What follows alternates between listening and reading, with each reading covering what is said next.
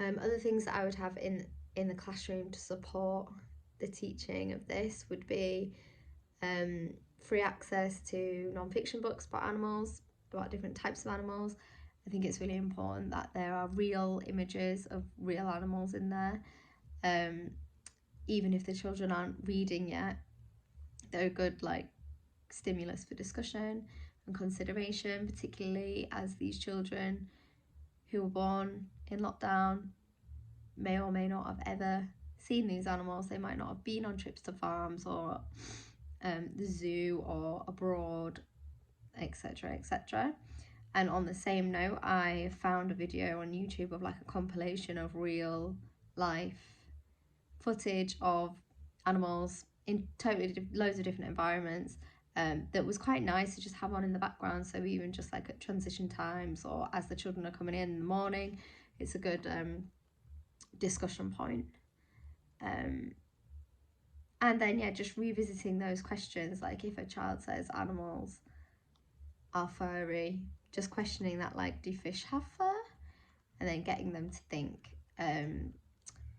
Going back to the books, you might know the Usborne book, That's Not My Puppy.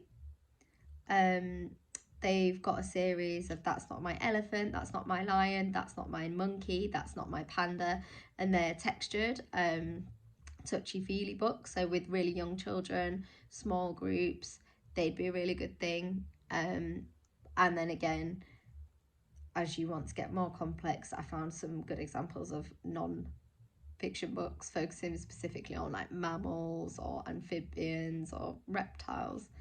So you could push it further with that. There's also some singing activities that I had. Things like using familiar songs like Old MacDonald or what was the other one I said? Sleeping Bunnies. Encouraging the children to come up with new animals and then features of those animals that we could sing about, just to clear up that misconception.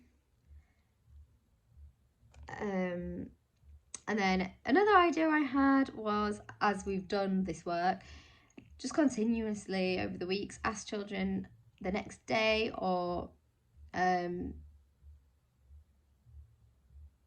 the next few weeks to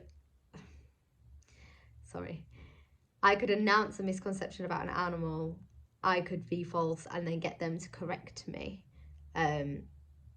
just as a way of me to know if the activities have worked and address that misconception. Thank you.